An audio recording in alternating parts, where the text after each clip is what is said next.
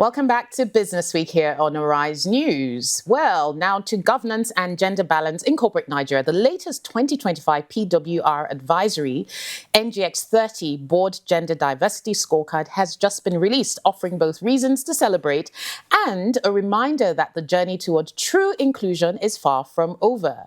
The report shows women now hold 31.1% of board seats across Nigeria's 30 largest listed companies, the highest since tracking began. And for the first time, there are no all-male boards, and 5 companies are now led by female CEOs.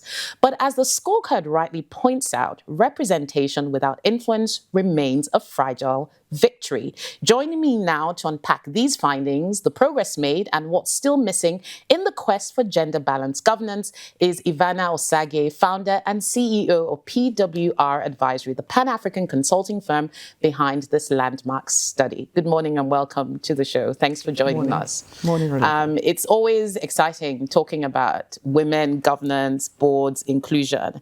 How has the conversation around diversity evolved, and did anything about this year's findings surprise you? Thank you. So that's 2 questions in one. So let me start with the first one.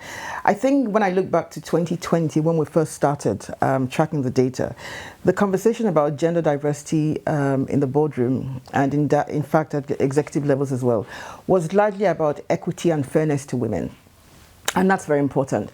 But I think the conversation has evolved since then. And what we talk about now is that it's a strategic imperative for businesses that having women in the boardroom, having a balance in the boardroom around the decision-making table is about corporate governance. It enables better decision-making.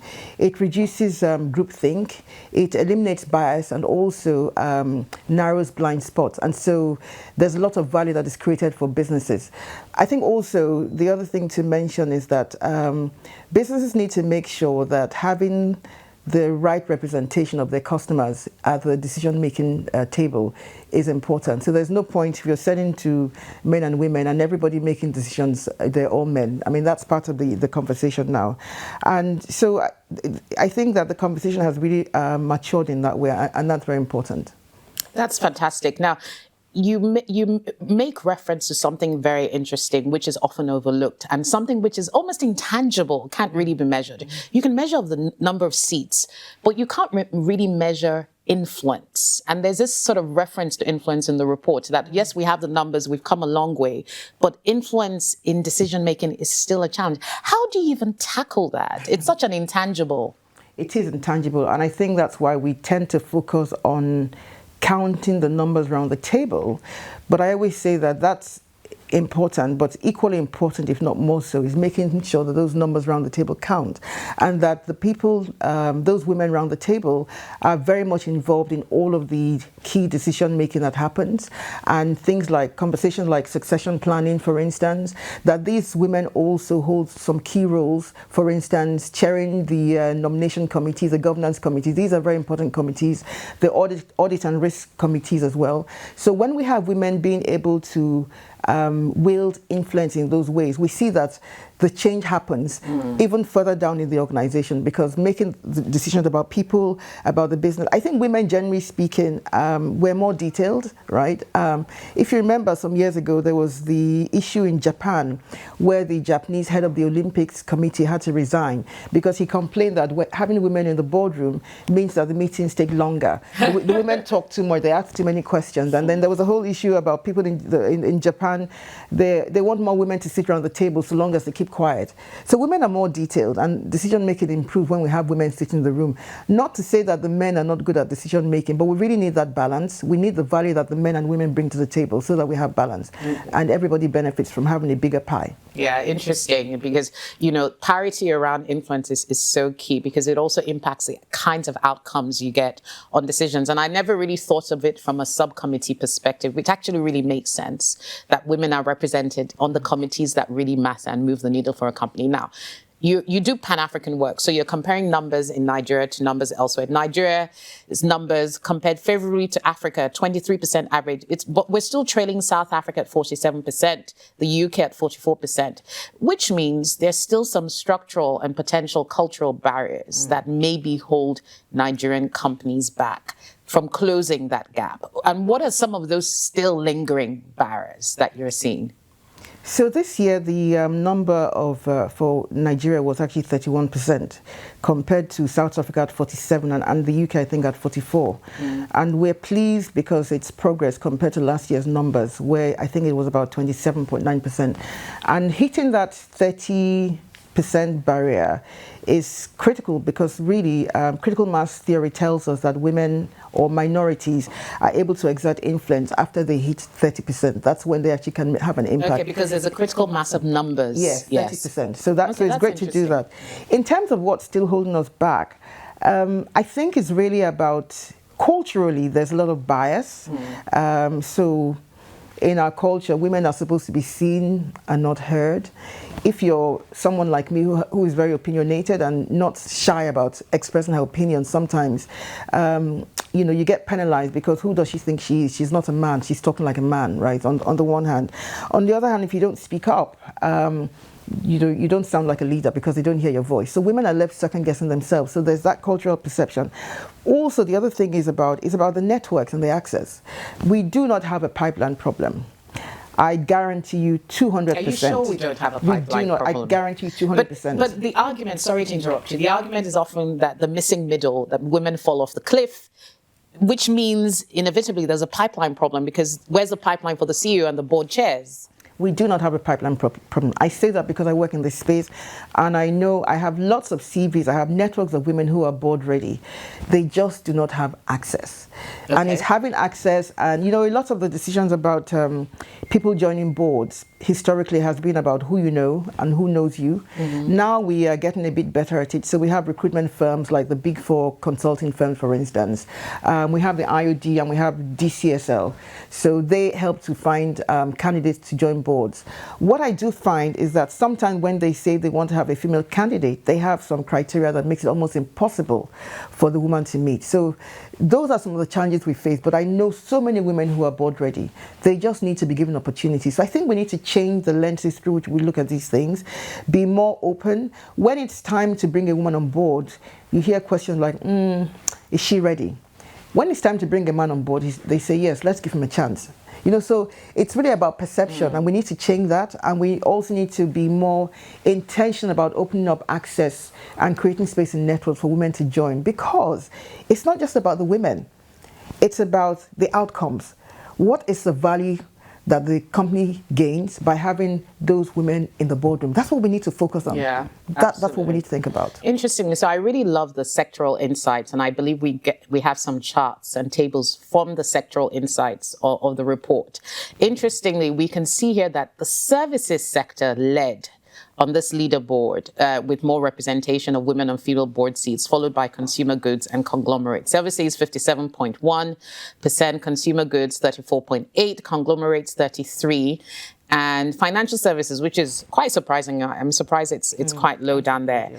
But you know, the funny thing about this, it's great to see sectors leading, but I almost feel like this feeds further into certain stereotypes, because I see oil and gas, ICT, and utilities low down, which some would argue are highly technical industries, right? You need engineering skills, you need technology skills, STEM skills a lot. I don't know. This is just me reading it on the surface of it. What does this picture really tell us? Is there anything we can really glean from this particular data point? Yes, and on the one hand, I would say perhaps it's open to interpretation, right. Perhaps. But based on my experience and the interactions that I have, I know, for instance, that even in the oil and gas sector, there are lots of women who are board ready. I'm a founding member of the Women in Energy Network, for instance, and I know that there are lots of women in there who are board ready. They just need to be given opportunities. The issue about the missing middle, yes, that is a challenge, but that is something that we're a lot more aware of. And I think what we find is that women are dropping out a lot less now than before, I agree with you, right? Yes. And women are doing a lot of work because people want to, they want that self-actualization. Women do lots of work. For instance, I don't know any man who has gone on board training that he's paid for himself because he wants to join a board. Women do a lot of work. Yeah, so women do a lot of work. Yes. They just need to be given opportunities. They need access. And women also, we do a lot more work ourselves, to try and ensure that we're in the right place at the right time, that we're speaking up and we're being seen. And I'm happy to see the progress is changing, and the progress is happening. That's why the scorecard numbers are changing. I just wish that it happened a lot faster. But I think we're on the way there, and it's great, actually. Yeah, and it's interesting. If we can see the leaderboard for the companies, I see here percentage of board seats held by women. TransScore, this is a chart that has specific companies. We see TransScore, Access Holdings, Stanbic IBTC, United Bank for Africa, Dangote Sugar, banks doing well. Let's talk a bit more about why certain industry services has done really well.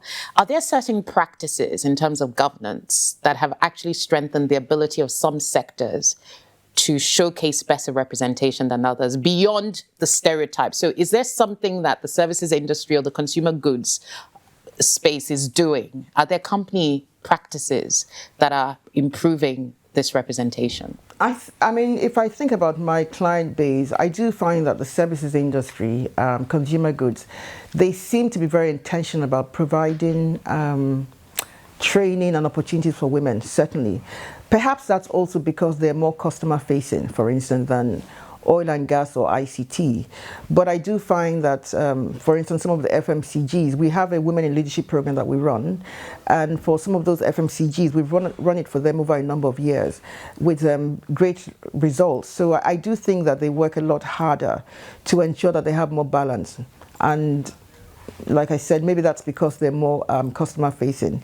I think that in the more technical areas, they are largely male dominated. So there's a lot more work to be done in those spaces, because if you are only, for instance, in a room, you're certainly going to feel like a fish out of water. I mean, many years ago, I used to work in investment banking in the UK. I also worked in tech, and I was often the only woman in the room and the only black face in the room as well. And it took all of my inner reserves of confidence, and that sort of energy to ensure that I was comfortable in those rooms. There's that tax that you pay, and you have to work a lot harder. So I think for women in those spaces, they need to do a lot more work. It's harder for them, and so we need to encourage them and give them nudges. And I think this is a nudge actually to the boards and the executive teams in the ICT and the utilities and oil and gas sectors. Let's give women nudges, because if you don't give a woman a nudge, you will certainly get the best man for the job, but you may not get the best person for the job. So let's give those women nudges, because it's not easy being an only in the room. And it's interesting. I guess what you say about representation doesn't matter, because if you have representation, then the policies that are crafted to encourage more women in those companies are crafted with a gender balance kind of strategy or mindset in mind. But if you have the same people crafting policies, those policies are then not likely to benefit the opposite sex, so to speak. So let's look at the actual sample data for this. You've gone for listed companies as part of your research since 2020. What is it specifically about companies that are accountable publicly, that have different reporting requirements, to private companies that maybe put them in a better or worse position, as the case may be, to improve some of these stats? And are you planning to do anything for companies that are not listed? Because that's an even wider pool, you could argue. It is actually. Yes. That's a great question. So for listed companies, certainly have reporting requirements that they need to meet. The stock exchange, for instance, has its own sustainability guidelines, but also the Financial Reporting Council of Nigeria has adopted the International Sustainability Standards, and come 2028, all listed companies and some other companies, public interest companies, are going to have to provide sustainability reports at the end of their financial year. And for many of them, they will need to be reporting on gender balance in the boardroom and also at the executive level, because there's a recognition that there is value in having balance gender-wise in those rooms. So I think for listed companies, that's why the onus is on them. But also, even for other companies, non-listed companies, I think they're all starting to realize the value. It's no longer just about it being fashionable. So the same pressure that the listed companies are facing is cascading down to the other non-listed companies, because they see that it's best practice and they see the value. So it is changing. But that reporting requirement makes a big difference. In the UK, for instance, they didn't have any quotas, but they were able to increase the representation of women in the boardroom for the FTSE 350, 250 and 100 companies to 40% without quotas. But that was because everybody came together to work towards hitting those numbers.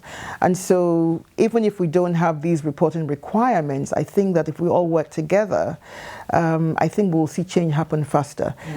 And with regards to whether we want to work with non-listed companies, we would love to, but it's finding the bandwidth, finding sponsors for the work, for instance, that would help us.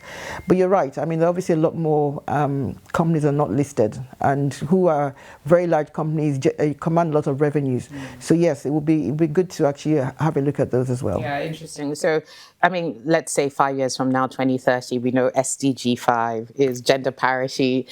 What would success look like for you? Is it more quotas, a mindset shift, an institutional culture, all of the above? And how do you sustain that momentum, especially when sometimes, I would argue sometimes, a lot of these things can feel more symbolic? Yeah, I'm going to start with your last point. I don't think it feels that symbolic anymore. I think it used to. And that's why, for instance, you see that a United Capital, that for many years I was watching them. So when we started the scorecard, they had an all-male board, and I always wondered why they hadn't made the ship. So I was delighted this year to see that they have a woman. So maybe that may be seen as... Okay, so they entered the leaderboard for the first time. I see United, was it United Capital, United Bank for Africa? United Capital. Okay, that's interesting. Yes. Yeah. So maybe that may be seen as tokenism, right? Yeah. But I always remember something that His Royal Highness Lamido Sanusi Lamido said. He said, you know, when you're aiming for 100 and you're at 0, when you hit 20, that is progress. Celebration. Yes, it's time to celebrate. So I think for United Capital, they're worthy of celebration. So that may be seen as tokenism, but I see that as progress, and they're moving forward. I do think that it's important to keep doing this work because we think about the outcomes out there. I think that women tend to focus more on the collective, because as a woman, women will feed everybody else before they feed themselves. And I think that's largely what we find is not as strong in leadership. And when we start to focus on the collective, we will see that we will start to take care of everybody else, not just the elite, for instance, not just the people who look like us, but the people out there on the streets, you know, the people who don't have a voice. A large percent of our population, there's lots of inequality. A large percent of them they don't have enough, right? And I think women tend to think about these sorts of things. We think about the hard thing, but we think about the soft things too.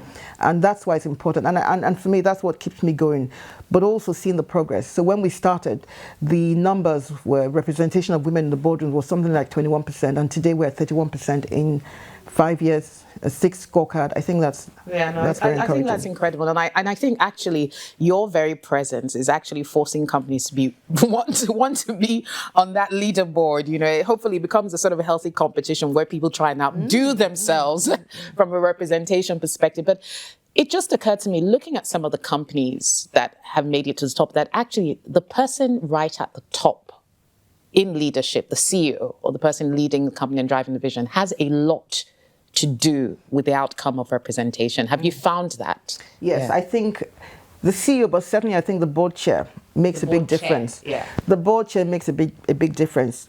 2 ways. One is getting the women into the boardroom, but also the focus is, okay, now you're in the boardroom, what happens next? Okay. And the board chair plays a big role in ensuring that there is inclusion, that if someone is sitting there, that you're getting their perspectives, that you encourage, you build an atmosphere where there's a lot of camaraderie, where there's inclusion, where people are comfortable speaking up, where we don't have certain voices drowning out other voices. And the role of the board chair is critical in making that happen.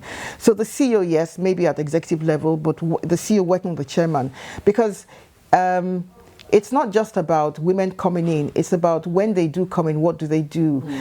I talked about the roles that they can take on in the boardroom, and the board chair plays a big role in ensuring that happens. Just modeling the behavior that he wants to see, actually, or she wants to see, because we do have female board chairs as well. So modeling the behavior that we want to see in the boardroom and ensuring that people can speak up and they fully participate, and that you have the right environment where everybody thrives and creates value for the company.